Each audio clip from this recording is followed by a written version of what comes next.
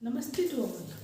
महात्मा बुद्ध, महात्मा गौतम बुद्ध एक ऐसा टॉपिक, अगर उसमें एग्ज़ाम में धर्म के बारे में अगर कोई क्वेश्चन पूछा जाता है तो ऐसा नहीं होता कि महात्मा बुद्ध में से ना पूछा जाए। सबसे ज़्यादा अगर धर्म में से क्वेश्चन पूछा जाता है तो महात्मा बुद्ध जी के ऊपर पूछा जाता है। ये बहुत इम्पोर्टेंट, मोस्ट इम्पोर्टेंट टॉपिक है अगर देखा जाए, इसे इग्नोर नहीं कर सकते हम। और ये जो हमारा फर्स्ट पेज आएगा इसमें, तो ये जो टीचिंग है या पुलिस से रिलेटेड जो एग्ज़ाम्स होते हैं उनमें इस फर्स्ट पेज में से क्वेश्चन मोस्टली बनता ही है। ज़्यादातर क्या पूछते हैं, जो उनकी ये घटनाएं क्या थी, पूछा जाता है उनके ग्रंथ के बारे में। एक क्वेश्चन बनता है मुख्यतः ग्रंथ कौन सा था। दूसरे तरीके से क्वेश्चन बनते हैं कि जो घटनाएं उनके नाम क्या थे। तीसरा इसमें क्वेश्चन बनता है कि उनकी भाषा क्या थी बौद्ध धर्म की, क्योंकि बौद्ध धर्म में और जैन धर्म में कन्फ्यूजिंग हो जाता है। वो लैंग्वेज दे दी जाती है तो समझ में नहीं आता वहाँ एग्जाम में कि बौद्ध धर्म की है जैन धर्म की है, लेकिन बौद्ध धर्म की मोस्टली पूछी जाती है। बाकी इससे आगे जब हम आपको पढ़ाएंगे, दूसरा पेज इसमें स्टार्ट होगा, तो जैसे यूपीएससी वाली जो एग्ज़ाम्स होते हैं, सिविल सर्विसेज वाले जो बड़े एग्ज़ाम होते हैं, उसमें वहाँ से रिलेटेड आता इनमें से भी है। अगर आप प्रीवियस ईयर के क्वेश्चंस देखें, क्वेश्चन सेट्स देखें, तो यहाँ से भी बनता है क्वेश्चन। कई बार एग्जाम में इस पेज में से क्वेश्चन बने हैं, लेकिन उसका लेवल जैसे टफ माना जाता है, हालांकि ऐसा है नहीं, जितना टफ उसको बता दिया गया। अब बस आप ये है कि रेगुलर स्टडी करते रहिए। एक टीचिंग या पुलिस में ही लगे नहीं रहे। मेरे सोच में तो ये है कि आप यूपीएससी बड़े एग्जाम के लिए भी ट्राई कीजिए। जब आप पढ़ ही रहे हैं तो करिए ट्राई, हो सकता है, क्योंकि ऐसा जितना बड़ा वो बना रखा है कि 24 घंटे पढ़ो, 23 घंटे पढ़ो, 12-18 ऐसे रहता है, कितने, ऐसा कुछ नहीं है। पर चलो इन बातों को छोड़ते हैं, स्टार्ट करते हैं। महात्मा बुद्ध, तो महात्मा गौतम बुद्ध बौद्ध धर्म के संस्थापक कौन? गौतम बुद्ध। नेक्स्ट इसमें इनका जन्म कहाँ हुआ? तो महात्मा गौतम बुद्ध का जन्म 563 ईसा पूर्व नेपाल। कई बार ये पूछा जाता है कि किस में हुआ? नेपाल के तराई में हुआ, कपिलवस्तु के समीप। मेन क्या पूछा था? गांव पूछ लिया जाता है, फिर लुम्बिनी गांव में हुआ था। लुम्बिनी गांव में हुआ था उनका जो जन्म हुआ था। ये चाहिए मात्रा में ना लगाए, कई जगह ऐसा होता है कि खाली लुम्बिनी लिखा होता है, कहीं लुम्बिनी लिखा होता है। सही होना है, लुम्बिनी गांव में हुआ था। कहाँ? कपिलवस्तु के समीप, नेपाल की तराई में। नेक्स्ट इनका जो है कुल, तो कुल था इनका शाक्य क्षत्रिय कुल। शाक्य क्षत्रिय कुल में ही उत्पन्न हुए थे या इनका जन्म हुआ था, वो शाक्य क्षत्रिय कुल में हुआ था। इनके बचपन का नाम सिद्धार्थ था। इनका जो मेन नाम था वो सिद्धार्थ ही था। गृह त्याग के बाद जब इन्हें ज्ञान की प्राप्ति हुई तब इनका नाम जाकर बुद्ध पड़ा। इन्हें लाइट ऑफ एशिया भी कहा जाता है, light of Asia. Gautam Buddha को लाइट एशिया भी कहा जाता है, या एशिया का ज्योतिपुंज। एशिया का ज्योतिपुंज मतलब लाइट कहा जाता है, जिन्होंने प्रकाश दिखाया, ज्योति दिखाई, रोशनी दिखाई। इनके पिता का नाम शुद्धोधन था। बहुत कंफ्यूजन है, बहुत से कई बार सिद्धार्थ में कंफ्यूजन होकर शुद्धोधन गौतम बुद्ध का नाम भी लिख देते। माता का नाम महामाया, महामाया नाम था इनकी माता का नाम, महामाया। महामाया थी, ये भी पूछा जाता है, जो हाई लेवल के एग्जाम हो जाते हैं कि कौन से वंश की थी, तो ये थी कौलिय वंश की, कौलिय वंश की राजकुमारी थी। ये पूछा हुआ क्वेश्चन है कहीं पर कि गौतम बुद्ध की माता का वंश कौन सा था, तो वो कौलिय वंश था। और फिर नेक्स्ट ये था कि महामाया जो थी वो सिद्धार्थ या गौतम बुद्ध के जन्म के 7वें दिन वो एक्सपायर हो गई थी, उनकी मृत्यु हो गई थी। तो इनका जो लालन पालन किया था इनकी मौसी प्रजापति गौतमी ने किया था। इनकी मौसी प्रजापति गौतमी ने इनका लालन पालन किया था। प्रजापति गौतमी, यहीं से गौतम बुद्ध इनका नाम पड़ा था। नेक्स्ट इनका विवाह जो हुआ था वो 16 वर्ष की आयु में यशोधरा नामक राजकुमारी से हुआ था। 16 वर्ष की आयु में यशोधरा, ये राजकुमारी थी, इनसे हुआ था। इनके पुत्र का इनका नाम राहुल था। 28वें वर्ष में इन्हें पुत्र की प्राप्ति, 28 वर्ष के जब ये हुए तो पुत्र हुआ इनका 28 वर्ष की आयु में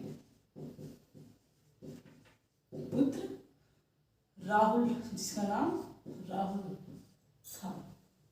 अब इन्होंने गृह त्याग कब किया? इन्होंने 29 वर्ष की आयु में गृह त्याग कर दिया था सत्य की खोज के लिए। क्योंकि इसमें शायद 12th में, इंटर में, यूपी बोर्ड में आता है कि स्टोरी है इनकी 7 ड्रीम्स के ऊपर कि पहले कि बूढ़ा व्यक्ति देखते हैं, फिर एक शब्द देखते हैं, एक सन्यासी को देखते हैं, इस तरह से वो लाइफ को वहाँ से जाकर वो त्याग कर देते हैं। गृह ज्ञान की प्राप्ति हुई थी इनको 35 वर्ष की आयु में। 35 वर्ष की आयु में ज्ञान की प्राप्ति हुई थी उरुवेला नामक तट पर।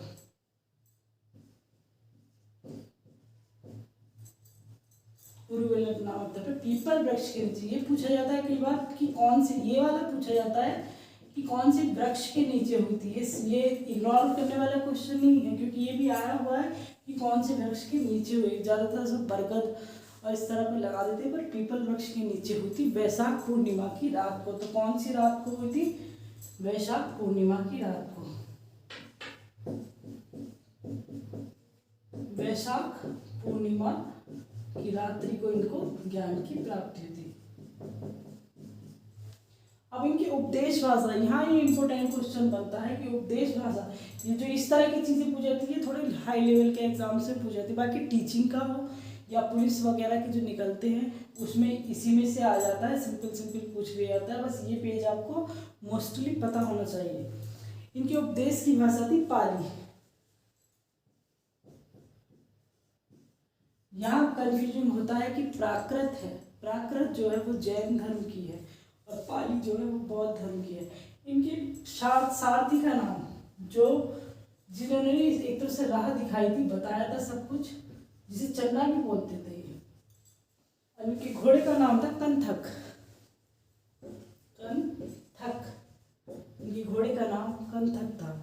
नेक्स्ट, इनकी मृत्यु 483 ईसा पूर्व में 80 वर्ष की आयु में हुई थी, कुशीनगर, देवरिया, उत्तर प्रदेश। तो इनकी मृत्यु का पूछ लिया था कि इनकी मृत्यु कहाँ हुई थी? कुशीनारा में, देवरिया, उत्तर प्रदेश में हुई थी। क्योंकि ये कंफ्यूजन हो जाता है कि प्रथम उपदेश इन्होंने कहाँ दिया? सारनाथ में। प्रथम उपदेश इन्होंने सारनाथ में दिया। इसमें कंफ्यूजिंग हो जाता है कि क्या है सारनाथ, क्या है कुशीनारा, क्या है। वैसे सारनाथ अब पूछा नहीं जाता ज़्यादा, क्योंकि सारनाथ कई बार रिपीटेड क्वेश्चन है, तो ये तो सिंपल सा होगा कि सारनाथ में दिया था। इनकी जो मृत्यु हुई थी, चुंद नामक व्यक्ति था, उसने भोजन किया था, भोजन को करने के पश्चात इनकी मृत्यु हुई थी। फिर गृह त्याग की घटना को क्या, इनकी जो जीवन की घटनाएं उन्हें क्या कहा जाता है? तो गृह, यहाँ ये इंपॉर्टेंट क्वेश्चन बनते हैं। हम ये जो है ये इंपॉर्टेंट क्वेश्चन है बौद्ध ग्रंथ की, बौद्ध ग्रंथ। तो गृह त्याग की घटना को कहा जाता है महाविनिष्क्रमण। गृह त्यागना, छोड़ना, संसार बंधन से मुक्त होना, इसका अर्थ ये होता है। ज्ञान प्राप्ति क्या होता है? संबोधि। जो ज्ञान प्राप्ति की घटना है उसको कहा जाता है संबोधि। प्रथम उपदेश की घटना होती है धर्म चक्र प्रवर्तन। तो उपदेश से तो समझ सकते हैं कि उपदेश दिया तो धर्म के बारे में दिया इन्होंने, तो धर्म चक्र प्रवर्तन, जो इन्होंने प्रथम उपदेश देने की घटनाओं से धर्म चक्र प्रवर्तन कहा जाता है। और देहांत की घटना को महापरिनिर्वाण, निर्वाण। अब बौद्ध ग्रंथ जो है, बौद्ध ग्रंथ है त्रिपिटक। त्रिपिटक भी जैन धर्म में पूछा जाता है कि बौद्ध धर्म का ग्रंथ कौन सा है, तो त्रिपिटक के अलावा और दे दी जाती है। त्रिपिटक बौद्ध धर्म का है। कई बार ऐसे लोग कबीरदास का, मैंने देखा है कि कबीरदास का समझ के, क्योंकि उनका साकी शब्द रमैनी का बीजक है, तो कई बार कंफ्यूज होकर कि 3 महा दे रखे हैं। बीजक है उसका, साकी शब्द रमैनी से तीनों का वो संकलन एक बीजक है। तो बहुत से लोग बीजक और त्रिपिटक में कंफ्यूज होते हुए मैंने देखे हैं, सुना है कि हाँ हम यहाँ कंफ्यूज हो, तो इनका त्रिपिटक है,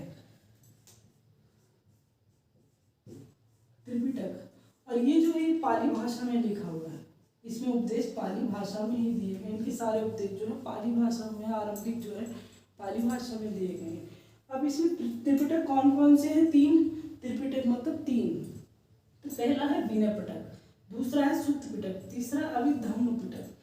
सुत्त पिटक के अंदर जो है वो है जो संघ संबंधी नियम थे।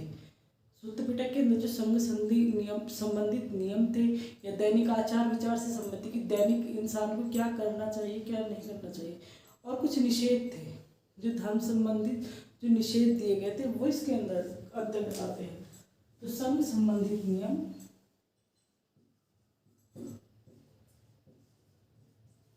नियम,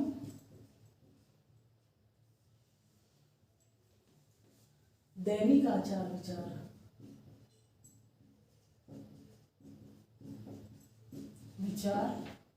और निषेध। सिंपल सा निषेध याद करें, निषेध वर्ग से थे, निषेध से संबंधित। सुत्त पिटक के अंदर जो आता है वो बौद्ध धर्म के इसमें उपदेश और सिद्धांत है। ये सिंपल है। सुत्त पिटक के अंदर बौद्ध धर्म के जो सिद्धांत थे, बौद्ध धर्म से संबंधित के सिद्धांत और उपदेश थे इसके अंदर। उपदेश। नेक्स्ट आता है अभिधम्म पिटक। अभिधम्म पिटक ये पूछा जाता है इसमें कि किस क्रम में लिखा हुआ है।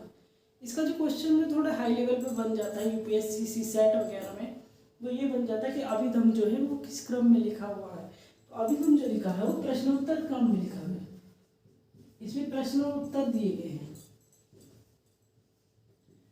दूसरा है इसमें दार्शनिक सिद्धांत, जो साइकोलॉजी दिया गया है वो इसके अंदर दार्शनिक सिद्धांत दिए गए हैं। जो प्रश्न करे गए हैं तो उसके उत्तर जो दिए वो दार्शनिक रूप से दिए गए हैं, एक ज्ञान से दिए गए, दर्शन शास्त्र समझाया गया है। तो दार्शनिक सिद्धांत इसके अंतर्गत आते हैं। ये वाला पेज इंपॉर्टेंट होता है, हमारा मोस्ट इम्पोर्टेंट है, ये जरूर मतलब पता होना, यही बेसिक भी है, छोटे बड़े एग्जाम में पूछा जाता है जिस तरह से मैंने बताया है। नेक्स्ट इसका दूसरा चैप्टर लेके चलते हैं। जो बौद्ध धर्म के संप्रदाय थे उन्हें बांटा गया है 2 संप्रदायों में। पहला था हीनयान, दूसरा था महायान। हीनयान वाले जो थे उन्होंने उनके उपदेशों को माना, इन्होंने जो उनके उपदेश को माना, उपदेशों पर चले को माना। अब तीसरी महायान जो थे इसमें मूर्ति पूजा की, इन्होंने बुद्ध जी की मूर्ति पूजा आरंभ की और धर्म को बढ़ाया। मूर्ति पूजा, इन्होंने महायान वालों ने मूर्ति पूजा की। कई बार क्वेश्चन बन जाता है कि मूर्ति पूजा के समर्थक कौन थे, तो वो महायान थे। बौद्ध धर्म के जीवन से संबंधित प्रतीक जो थे, जो उनके जीवन में घटनाएं उनके संबंध से क्या था। पहला उनके जन्म से जो प्रतीक था वो था कमल। ये क्वेश्चन बनते हैं, इम्पोर्टेंट टॉपिक है ये। जन्म से कमल, गृह त्याग घोड़ा, क्योंकि उस टाइम वो रथ पर सवार थे तो घोड़े को उनको गृह त्याग का बताया गया है। ज्ञान की प्राप्ति के लिए बोधि वृक्ष, पीपल को ही समझिए कहा गया है। ये बोधि वृक्ष ज्ञान की प्राप्ति का जो प्रतीक है। पूछा कैसे जाता है कि बौद्ध धर्म की घटना जन्म से संबंधित प्रतीक क्या था, तो जन्म से संबंधित प्रतीक है कमल। बौद्ध धर्म की गौतम बुद्ध के गृह त्याग से संबंधित प्रतीक क्या कहा गया, तो घोड़ा है। ज्ञान से संबंधित प्रतीक क्या है, बोधि वृक्ष। निर्वाण से है पद चिन्ह, पद चिन्ह छोड़ गए थे एक तरह से वो। निर्वाण मतलब जब उनको देह त्याग किया तब। मृत्यु से संबंधित है स्तूप, प्रतीक। नेक्स्ट होते हैं इनके लाइफ के जो थे 4 आर्य सत्य इन्होंने बताए। गौतम बुद्ध ने 4 आर्य सत्य बताए। पहला दुख, उन्होंने कहा है कि जीवन में सिर्फ दुख है, इसके अलावा कुछ नहीं है। इंसान जन्म तो लेता है लेकिन सिर्फ दुख मिलते हैं। दूसरा है दुख समुदाय, मतलब दुख मतलब सारे संसार में दुख तो है। उन्होंने कहा जिसमें संसार दुख में है और इसका कारण क्या है, तृष्णा। इंसान की जो इच्छाएं हैं, जो लालच है, जो इंसान की ऐसी तृष्णाएं हैं, अपनी मनोकामनाएं जो है वो भरी पड़ी हैं। और इसका क्या कारण, अज्ञान। इंसान एक के बाद एक तृष्णा या अपनी मनोरथ या मनोकामना मांगता रहता है, उसका अज्ञान ही तो है कि वो मांगता जा रहा है। दुख। तीसरा इसका थर्ड जो है दुख निरोध, कि जो अपनी अज्ञानता है, तृष्णा, अपनी इच्छाओं को कंट्रोल में रखें। अगर इच्छाएं कंट्रोल में है तो कोई दुख ही नहीं होगा। तीसरा होता है दुख निरोध गामिनी। अब दुख निरोध गामिनी के लिए अष्टांगिक मार्ग बताए। मतलब 8 बातें बताई, 8 सत्य बताए कि इन्हें अगर फॉलो करेंगे तो ये जो ये है दुख हमारा अंदर का खत्म हो जाएगा, हम संसार को समझ जाएंगे। तो दुख निरोध क्या थे? पहला अष्टांगिक मार्ग क्या था? वो पहला है सम्यक दृष्टि। सम्यक मतलब होता है, सम्यक का अर्थ होता है सम्यक वाणी, एक शुद्ध साफ सुथरी सरल सीधी सच्ची। सम्यक को किसी भी इन वर्ड से डिपिक्ट कर सकते हैं। तो सम्यक दृष्टि क्या है? मतलब यथार्थ देखे, सच देखे, किसी की बातों में आकर हम कुछ भी ना मान लें। तो हमें यथार्थ देखने की हमें समझ होनी चाहिए, हमारे पास बुद्धि है, हमें समझ होनी चाहिए कि सामने वाला सही है या गलत है, सच क्या है, वास्तविकता क्या है। नेक्स्ट उन्होंने कहा है सम्यक संकल्प। तो वही है कि द्वेष और हिंसा का परित्याग करना चाहिए। हमें ये संकल्प करना चाहिए, हमें किसी के प्रति नफरत नहीं रखनी चाहिए, किसी के प्रति हिंसा नहीं करनी चाहिए, किसी को मारना काटना चोरी वगैरह ये नहीं करनी चाहिए। थर्ड है सम्यक वाक। तो वाक तो मीन्स बोलना होता है, इसका अर्थ तो, और दृष्टि मीन्स देखना हो गया। संकल्प है कि हमें संकल्प करना चाहिए कि द्वेष और हिंसा नहीं करनी हमें। सब यही तो कहते हैं कि छोड़ दो, द्वेष हिंसा का त्याग करो। वाक मतलब झूठ निंदा, और जो ये कटु वचन बोल देते हैं, कुछ भी बोल दिया, किसी को कुछ भी बोल दिया, कुछ भी कह दिया, इस तरह का हमें त्याग करना चाहिए। चौथा उन्होंने कहा है कि सम्यक कर्मांत। कर्मांत मतलब जो हमारे कर्म होते चाहिए उसमें अहिंसा नहीं होनी चाहिए, और हमें अपनी इंद्रियों में संयम रखना चाहिए, इंद्रियों को कंट्रोल में रखना चाहिए। नेक्स्ट है सम्यक आजीविका। एक शुद्ध सीधी सरल पवित्र जीवों को पार्जन, जो हमारा जो धन मतलब हमारी कमाई है, जो हमारा रोजगार है, हमारी जॉब है, वो शुद्ध होनी चाहिए, सरल होनी चाहिए, पवित्र होनी चाहिए, उसमें कोई भी हेरा फेरी नहीं होनी चाहिए, वो एक काला, इन शॉर्ट काला धन नहीं होना चाहिए, जो हो साफ सुथरे धन होना चाहिए। उसके लिए हमारी कमाई साफ सुथरी होनी चाहिए। सम्यक व्यायाम में आता है कि ज्ञानयुक्त प्रयत्न करने चाहिए हमें। व्यायाम का ये नहीं है कि अनुलोम विलोम कर लिया तो बस छुट्टी होगी, नहीं, हमें ज्ञानयुक्त प्रयत्न मतलब दिमाग से काम लेना चाहिए, और धर्म को बढ़ाने वाली चीज़ें करनी चाहिए जिसमें अहिंसा ना हो। धर्म को बढ़ाइए, सीधा सच्चा हर धर्म नहीं कहता है कि तुम कुछ भी गलत करो, किसी को हिंसा, किसी के साथ हिंसा करो, कोई धर्म नहीं कहता है। लेकिन इसी के लिए हमें प्रयत्न करने चाहिए, हमें सोचना चाहिए कि क्या सही है क्या गलत है, और धर्म को बढ़ाना चाहिए। सम्यक स्मृति मतलब हमारी स्मृति, हमारी सोच जो होनी चाहिए वो हमें एक्टिव रहना चाहिए। ये नहीं कि किसी ने भी कुछ भी बोल दिया हमने मान लिया, कुछ भी मतलब अपने दिमाग से काम लेना जो कहता वो इसमें गया कि सम्यक स्मृति होनी चाहिए। चेतनावस्था हमें दिमाग से काम लेना चाहिए। कोई भी हम काम कर रहे हैं, ऐसे नहीं कि अंधाधुन कुछ भी कर दिया, तो सम्यक चेतना में होना चाहिए। सम्यक समाधि मतलब लास्ट में जब हम जाते हैं इन सबको हम कंप्लीट जब हम करते हैं तो सम्यक समाधि, फिर शांति के साथ एकाग्रचित होकर हमें निर्वाण करना चाहिए।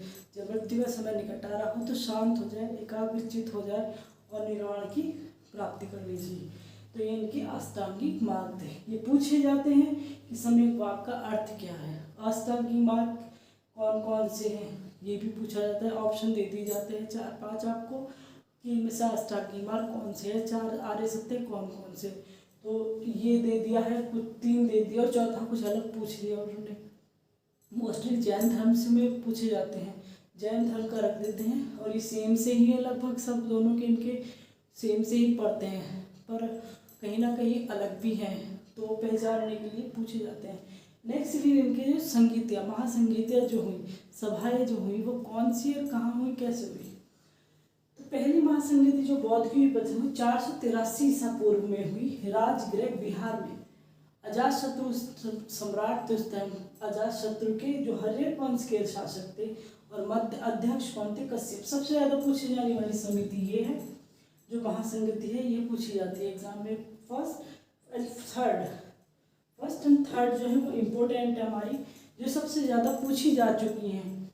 नेक्स्ट है द्वितीय संगीति कहाँ हुई, 383 से पूर्व हुई। अब ये सब उल्टे चलते हैं, इनका भी रीजन चलता है, वो आपको किसी और जब डिटेल से बताया जाएगा, और ये छोटी छोटी चीज़ें तो उसमें क्लियर कर दिया जाएगा। बाकी द्वितीय संगीति जो हुई थी वो 383 से पूर्व में वैशाली बिहार में हुई थी, और इसके जो उस टाइम पर जो शासक थे वो कालाशोक थे, और वो शिशुनाग वंश के थे। क्या पूछा जाता है, कई बार ये भी पूछा जाता है कि कालाशोक जो शासक हुए वो कौन से वंश के हुए, अजातशत्रु वो कौन से वंश के हुए। तो शिशुनाग वंश के कालाशोक, अजातशत्रु हर्यक वंश के, और उस टाइम अध्यक्ष कौन थे, सावक मीर। क्वेश्चन कैसे बनता है कि वैसे सेकंड में से इतना पूछा नहीं जाता है, थर्ड आया। 251 ईसा पूर्व में संगति हुई। कहाँ हुई? पाटलिपुत्र मगध में। कौन थे शासक? अशोक, जो मौर्य वंश के थे। और कौन थे? मोगलीपुत्र तीस। सबसे ज्यादा पूछे जाते हैं मोगलीपुत्र तीस या महाकश्यप के बारे में।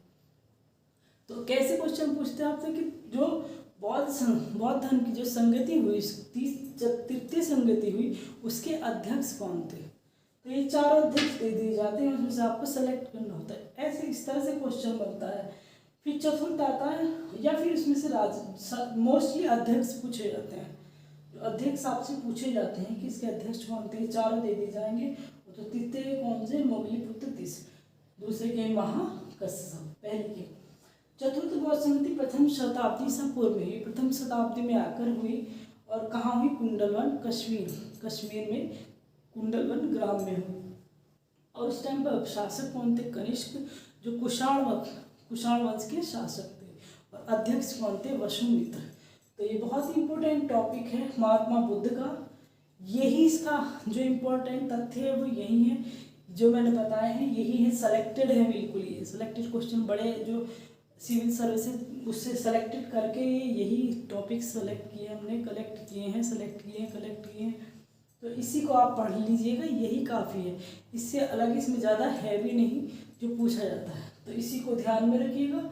और कुछ प्रारंभिक गुरु इनके आलार कालम और रुद्रक रामपुत्र थे। इनके गुरु भी पूछ लिए जाते हैं कि प्रारंभिक गुरु कौन थे, तो आलार कालम, रुद्रक रामपुत्र इनके प्रारंभिक गुरु थे। पूछा कैसे जाता है कि कोई भी दो ये दे दिए जाएंगे और तीसरा चौथा अलग दे दिया जाता है, या फिर ऐसे कर आलार कालम व रुद्रक रामपुत्र।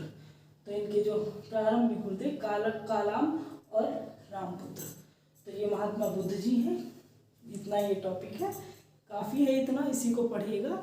Thanks a lot.